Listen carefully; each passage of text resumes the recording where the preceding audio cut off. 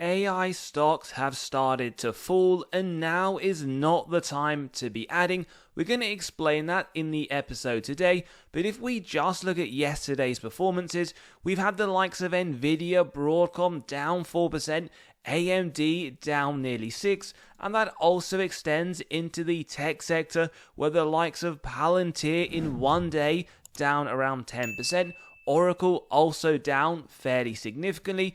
But the majority of this is the wider macroeconomic news. We can see the tech sell-off has pretty much brought many companies down, and we're starting to maybe see a bit of rotation into those flight to safety stocks, and the market is getting a bit bearish around what Jerome Powell is going to say on Thursday. Will he hint at possible interest rate cuts? And if not, we may see this downward trend continue at a faster rate. Now, it's anticipated he will be speaking on Thursday evening, and the market is expecting some hints whether he's going to be leaning towards maybe not just a 25 basis point cut, but perhaps even a 50. And maybe that is why we're seeing even investors and their sentiment, whilst it has been agreed for a long time, starting to pull back. We may even get into neutral today, but we honestly don't believe this is the time where you should be loading up significantly. If we're to look at the price to earnings growth ratio, we can see a lot of red across the board. At a high level, what this means is companies, even those that are growth, look to be overpriced. And the reason why we prefer this ratio to the likes of the PE, because it incorporates the earnings growth, and that is incredibly important for both the semiconductor industry and the AI space, where for the most part they're growing at a double-digit rate. And specifically at semiconductors, even Nvidia, which is growing rapidly, sits at just below 2. Ideally, we want to see an opportunity 1 or below. Broadcom above 4, AMD we're talking 3. These aren't really buy the dip opportunities. And again, that also applies to Microsoft 2.2, Palantir 13, Oracle nearly at 3. And it's very important to do your own due diligence. When we look at this screen, which is green pretty much right across the S&P 500, this is analyst recommendation, 1 being a strong buy, red 5 being a strong sell. An analyst is still telling investors to pile in, buy more and more. And in the episode, we want to uncover some stocks in the AI space and semiconductor, which are great to have on the watch list, but just not to load up today. Now, first one, Advanced Micro Devices, whilst being up 7% in the last year, year to date, like many, have been on a phenomenal run, up 38%, but just in the last 5 days, the company is down 10%. In fact, we can see a pullback at $187. It wasn't that long ago that it was sitting in the 52-week low. So they also need a bit of time to breathe. They have been on a very strong run, and even over the last 10 years, massively outperformed the S&P. It is still yet to recover to their all-time high, which is $207. And analysts, as we just mentioned, are saying this one is a buy, and not only very high on a price to earnings growth, but on a forward P now sits at 45. There was a time we highlighted this as a strong buy near the 52-week low, where the forward P was sitting in fact below 20. And yes, it is growing at a fast rate. Yes, data centers do look good, but we should also understand cyclical industry and the fact data centers have been decreasing in the last 2 quarters. Whilst it isn't expected to continue and we are anticipating an upwards tick, just something again to reflect on. But ultimately, we would still say this is a strong company in the portfolio. Growth is sitting at an A. Last year, they grew revenue 27%. Cyclical industry, so not continual growth at the same rate. In fact, this year, sitting at 21%, which on both accounts is lower than their own 5-year average. And earnings per share, a similar story. 31%, very strong. We'd love to see that. Little bit slower again than their own historical. And we also again want to re-emphasize that this is a strong company. There is growth over the next 4 quarters. We're talking at a bare minimum double digit. They've also either been in line or outperformed against expectation, which is great to see. But our issue lies in the price, where we get an intrinsic value of $162. This is ultimately derived from the DCF model, where we have a growth rate of 20% year on year as our starting point. We want to flag, based on a reverse DCF, it's saying that if you're adding this company today, then 20.4% year-on-year future free cash flow is estimated. Right off the bat, if you think that's way too high, then automatically this will be overvalued. If you believe this is way too low, then a potential undervaluation. Remember, we do have a low, medium, and high, 15, 20, and 25. Numbers are subjective. You can always grab a copy of this model by clicking on the pinned comment below. And for example, if we use 15%, even lower intrinsically, 120, downside of 27. If you believe it should be a lot higher at 25, 217, upside of 32. Now we believe 20% to be the most reasonable. It is the middle rate, and what this is flagging is right now if you're adding, we see this at a 2% premium. There is no margin of safety. Typically we like to use a bare minimum of 10%, execute on that if it meets our 3 golden criteria: wide moat, strong financial metrics, good forward-looking data.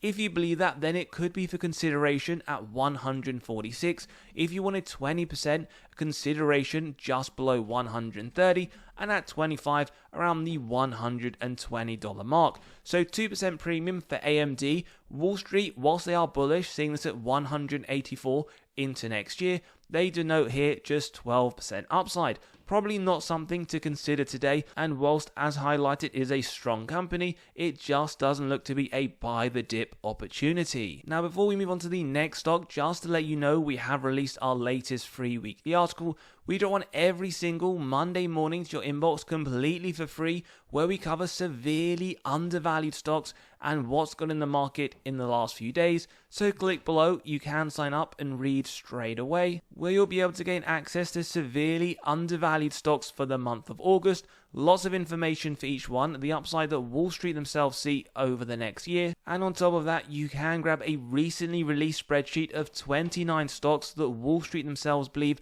have the most upside in the S&P right now. So click below, you can sign up and read straight away. The next stock we're looking at is Taiwan Semiconductors. It was down around 4% yesterday, down just over 1 in the pre-market, but over the last year it is up strong 33%, year to date up 18%, trading right there at the upper end of the 52-week range. Not only do we get buy ratings from analysts, but actually a double strong buy from both Wall Street and Quant. And if we were to look at the forward valuation, it now sits higher than their 5-year average, 23 versus 22, and you're also getting a yield lower at 1.4 than historical 1.7. Both of these are indications of a potential overvaluation, which is reinforced when we take a look at this blue tunnel. Now for newer viewers, within these parameters, it highlights the intrinsic price.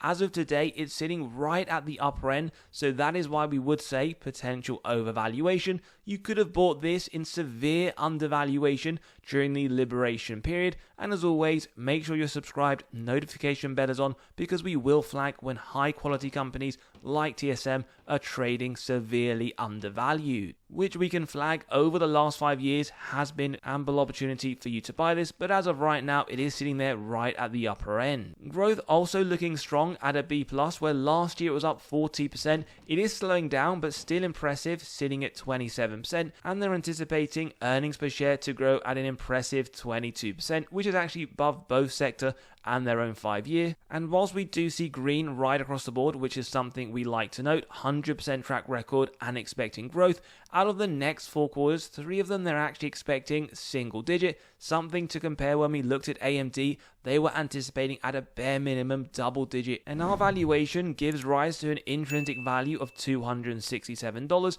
the average of the 4 models that you see on screen. And as always, when we do deeper dives on this channel, we do run through every single one. Today, getting straight to it, although what we want to flag is if you prefer solely to look at a DCF model for TSM, then actually the value is lower at $211, where we've used a 15% growth rate, baked in today 16.4. Using all of them though at $267, you are actually getting a margin of safety of around 14%, something we didn't see for AMD. The only thing we would say is you're likely to want a larger margin of safety given the growth not only slowing year on year, but actually is a lot less expected moving forwards in comparison to advanced micro devices. So if you wanted a 20%, possibly a buy consideration at 213, at 25 $200, and at 30 for those that are interested, 186. Wall Street themselves, no surprises, 17% upside, 269 into next year, given their strong buy rating. But this one, we would say, like AMD but slightly different, does need a larger margin of safety. In fact, for AMD, it was at a premium. We then move on to Palantir, which was down 9.4% yesterday, down nearly 3% in the pre-market. Yes, it's up 385% in the last year. Year to date, up 109. We're talking more than a double. In the last 5 days, though, this one is down 14%. Trading right there near their 52-week and all-time high, but no surprises, it is giving a triple hold from every single analyst, and the forward valuation absolutely ludicrous, 243. And for those that believe we should be using a different valuation metric, well, here you go. No matter which one you get, not only are we seeing F right across the board, but just look at the premium that you are paying against the sector. For example, on a price to earnings growth, whether you look trailing 12 month or forward looking, you are paying a very, very large premium, something that right now looks incredibly unlikely for investors to consider as a buy. And yes, growth sits at A, but you'd expect much more given the premium. Last year, 39%, slowing down this year to 36%, which, nice to see. Not very often this company is growing its revenue faster than the 5-year average. We didn't note this from AMD earlier. And in terms of their EPS, well, projected 40% growth, that's actually slower than their 5-year at 44. And whilst we get pretty much green right across the board, double-digit growth is expected into the next 4. But again, given the valuation, it probably wouldn't be silly to expect a much faster growth rate. And if they hit their next full accounting period's earnings per share, forward P still looking very high, even after the drop to 185. And our intrinsic price at $95 derived from the DCF is using a 35% growth rate year on year. Baked in right now, incredibly high, 44.2%. So if you're buying the dip, if you want to call it as such, then you really need to see this grow extremely fast. We're talking well above even the 40% rate, which when we do put it in, gives an intrinsic price at 125, indicating downside of 19. Using the middle rate though at 35, which you could argue is reasonable, maybe even too optimistic, you're paying, if you're adding today, a 63% premium. We will show you in case we see an extremely large drop, but at a 10% MOS, a buy would be around $86, at 20% around $76, and at 25, $71. Wall Street, they pretty much see this at 155 into next year, indicating 0% upside. The next stock is Broadcom, which was down around 4% yesterday, up 76 over the last year. Year to date, very strong, up 27. Over the last 5 days, down around 5%. And it's trading very near all-time highs, $317. Wall Street with a strong buy, even with a very high valuation that we'll come on to. Seeking Alpha also indicating a buy. Now forward P, 41 versus their 5-year average of 18. That is incredible disparity between the two figures. Yield also very low at 0.8 when over the last 5 on average it's been 2.7. And we can see on this blue tunnel incredible disparity once again, severely overvalued in the last year. That is massive disparity from the upper end. Yes, it is increasing, although very slightly over the period. The price just seems to have run away, and this is something that has been the case since mid-2023. Prior to that though, it was trading around a reasonable signal, and growth coming at a B+, another one which had very strong numbers last year, 34%, and is expected to grow but at a slower rate, 28 this year. Earnings per share sitting around 23%, which is above the sector at 15%, but again, for such a high valuation, you would be perhaps expecting a larger figure. And again, our comments are pretty much mirrored from what we said for Palantir, although to a slightly lower degree. For a high valuation, maybe you'd want to see a faster growth rate, and if they hit their numbers in October 2026, forward P, which we still believe very high and well above their 5-year average, comes to 36. Now intrinsically $258, which is using a 20% growth rate, 21.8% is baked in today. If you're someone that believes we're being way too conservative, well at 25, $367. Upside, not too much, around 25%, but maybe some investors believe that is reasonable. However, as we like to use the middle rate of 20%, you are paying a 14% premium. A 10% MOS would be a buy around 232, at 20% around 206, and at 25 around $194. Wall Street, very limited upside, even with their strong buy rating, 306, 4% into 2026. We then move on to Nvidia, which was down 4% yesterday, up 35% in the last year, up 31 year to date. Over the last 5 days, down around 3%, trading very near all-time highs. Another strong buy from Wall Street, where we see the forward valuation actually lower than their 5-year, 36 versus 41, which from this method actually gives a potential undervaluation signal, although you can notice the disparity was even more significant during Liberation Day, where this was trading in fact slightly below the $100 mark. Over the last 5 years though, this one has given some opportunity to add at a severely undervalued signal, and the growth does actually look very strong. We got an A, 86% last year, slowing down this year around 61, earnings per share looking promising at 30%, not too dissimilar from their own 5-year average, with strong growth expected into the next 4 quarters around the 50 to 70%,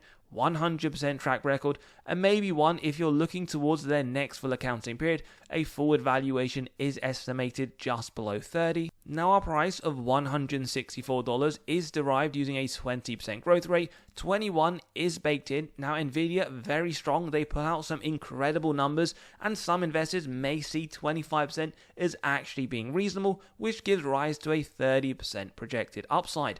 Now we'll just quickly flag, if you believe that is appropriate, then you are getting a 23% margin of safety, and for those investors, it may be one to dollar cost average. But if we use our middle rate, which we believe to be reasonable over the longer term, at 20%, you are actually paying an 8% premium. If you again believe this is justified, we'll add a 10% MOS, a buy at 147, at 20, 131, and at 25, 123.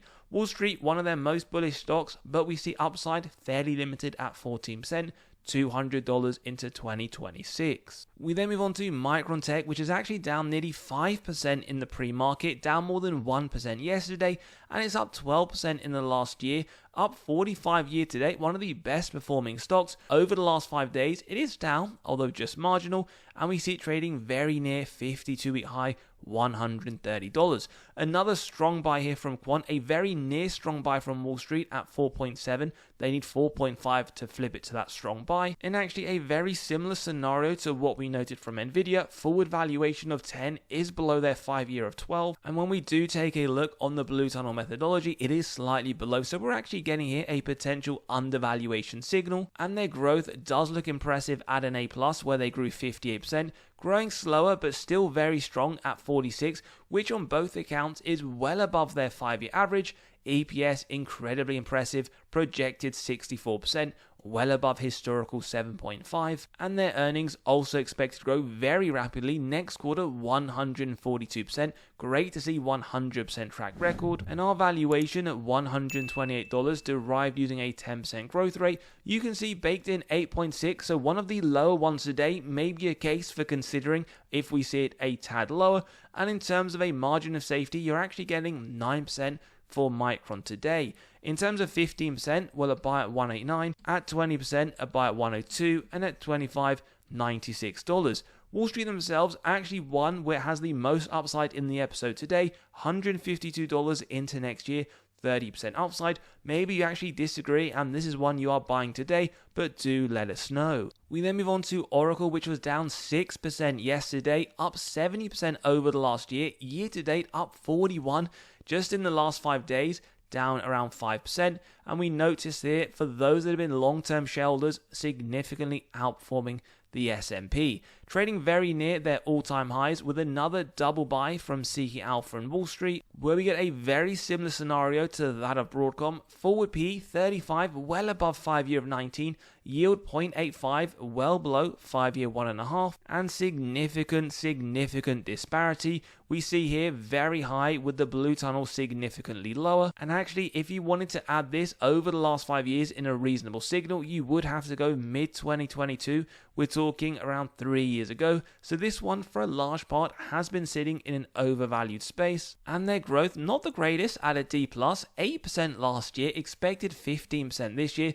Not looking that impressive. Their last 5-year average has sat around 7 to 8%. EPS projected around 17% moving forwards. That is above both sector and their own 5-year, but actually not by a large distance. With projected growth over the next 4, nothing that impressive that suggests the valuation is warranted, and they only have a 50% track record, 2 out of 4 beats. Now our valuation, $137, as you can see, derived from a 15% growth rate, is highlighting today 22.4% growth is baked into the numbers. Whether you use 10, 15 or 20, all of them are in fact showing downside, and we see this trading at a massive 71% premium. So we're not going to use a margin of safety because intrinsically 137 is such a long distance away, and even Wall Street themselves see this limited upside 249, 6%. Let us know whether you agree in the episode today or in fact have been doing the opposite and buying the dip. Don't forget as always to sign up to the free weekly newsletter, grab those spreadsheets, come and join us at Patreon